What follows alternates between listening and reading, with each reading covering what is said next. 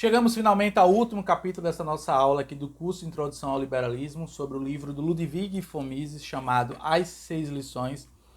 Nesse último capítulo, Mises vai compartilhar alguns pensamentos dispersos a respeito de política e ideias. Permitam-me compartilhar isso aqui com vocês, meus queridos e estimados alunos e alunas, que o Mises comenta que havia-se uma expectativa de que os séculos 17 e 18, por conta do iluminismo, por conta dos filósofos que defendiam o progresso da sociedade, esses séculos conseguintes seriam séculos de desenvolvimento pleno. Entretanto, infelizmente, ainda no século XIX, especialmente no século XX, o que nós presenciamos, no tocante principalmente à evolução das nações, foi um pouco atrasada e tardia por conta das grandes guerras mundiais, que acabou levando praticamente o mundo todo a repensar sobre algumas questões de cunho político, e é isso que o Mises nos convida a refletir nesse capítulo que encerra o seu grande livro chamado As Seis Lições. Porque o Mises nos lembra que o século XIX e o século XX meio que ressurgiu, meio que resgatou esse espírito belicoso que havia entre as nações, que na época do iluminismo acreditava-se que não seria mais necessário. Porque o Mises nos lembra que as guerras, elas são causadas em grande medida por decisões políticas errôneas e que elas consequentemente acabam invadindo, acabam solapando, acabam diluindo justamente o que? O aspecto financeiro daquela determinada sociedade.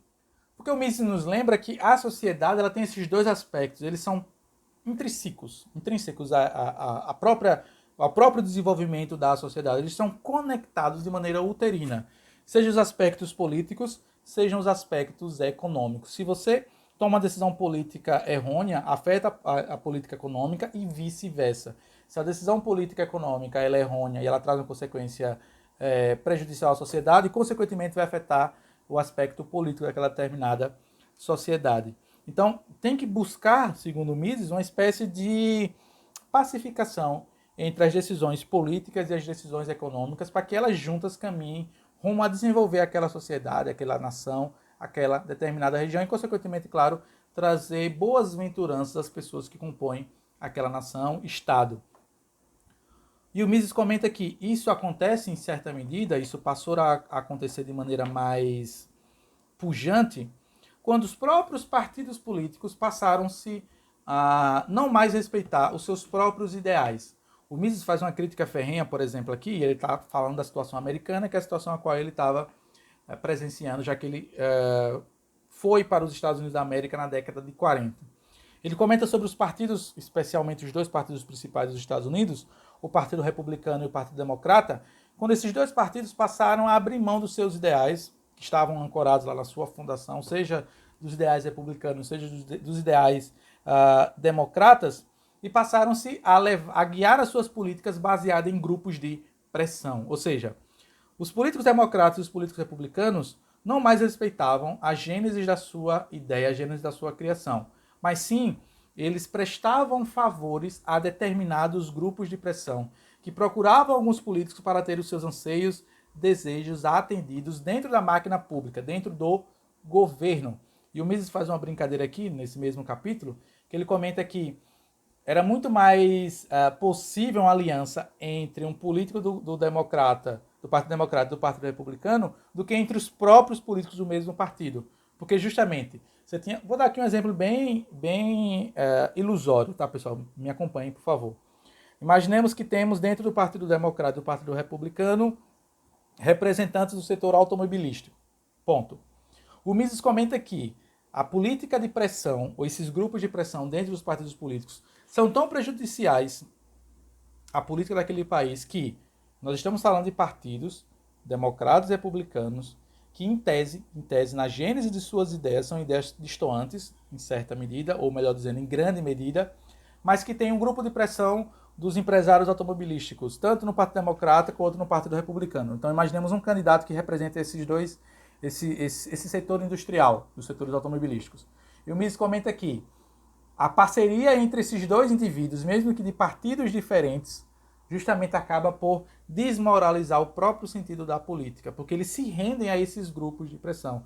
e outros grupos de pressão vão começando a surgir e pressionar justamente os políticos dos dois partidos, seja do Partido Republicano, seja no Partido Democrata.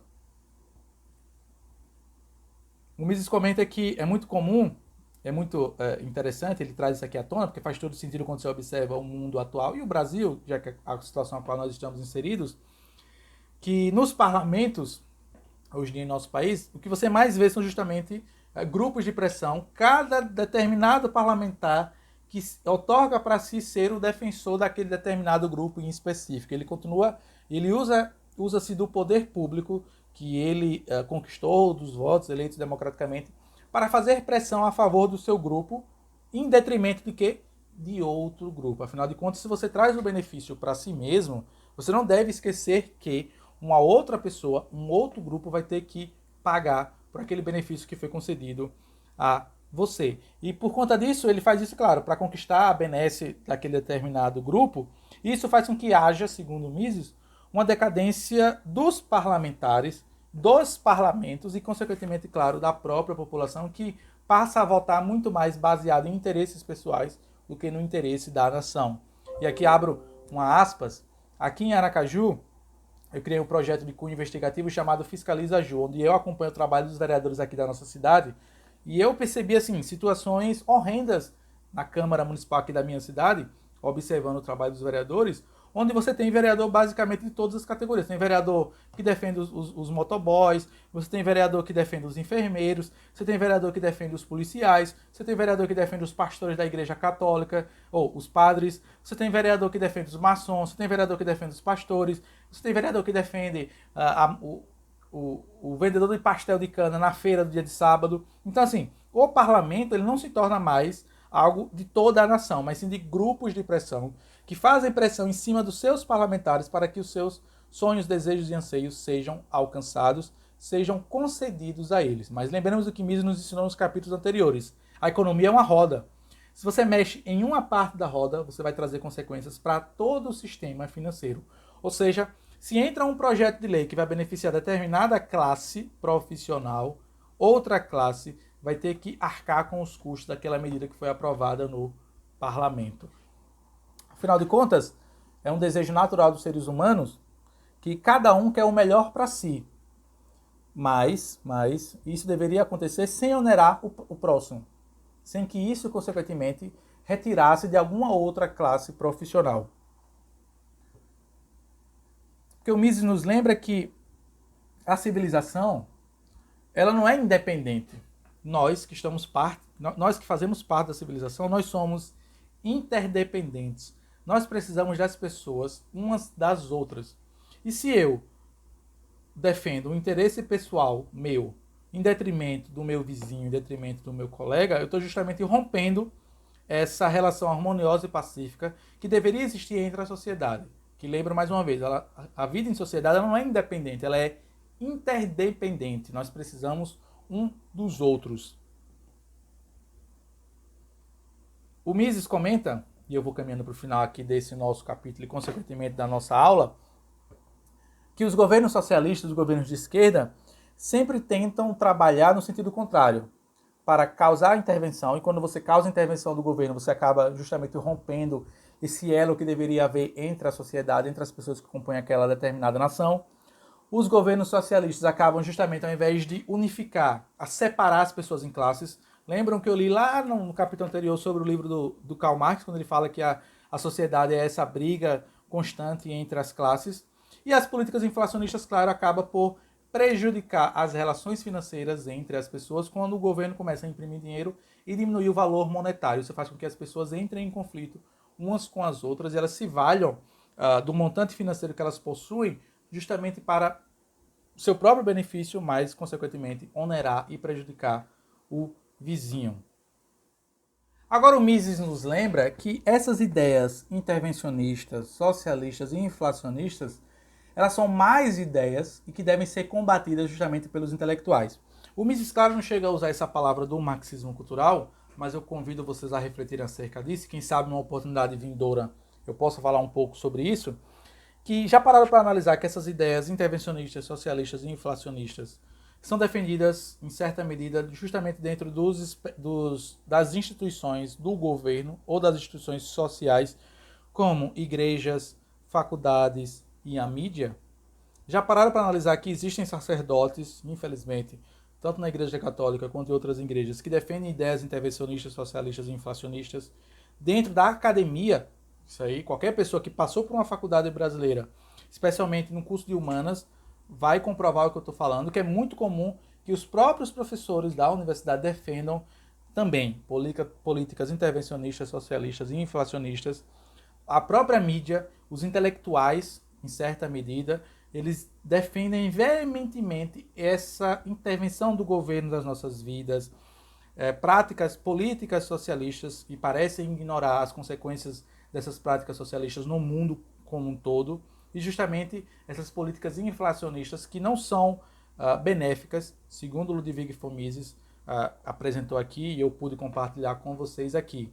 Porque vale a pena comentar que essas ideias, que parecem ser ideias bonitas, ideias belas, ideias do paraíso terreno, não vieram do povo, mas sim dos intelectuais. E o Mises, mais uma vez, ele conclui aqui, eu vou terminando aqui a nossa aula, fazendo uma crítica ferrenha aos intelectuais e conclamando os intelectuais do outro lado do espectro político, tal como eu estou fazendo aqui ao organizar e apresentar um curso sobre o liberalismo, que nós utilizemos os nossos espaços, os nossos talentos, os nossos dons, as nossas redes sociais, o nosso próprio meio social para divulgar essas boas ideias. Porque o resultado do que acontece no mundo, é isso que o Mises acredita, é justamente ocasionado por ideias, sejam elas boas ou ruins.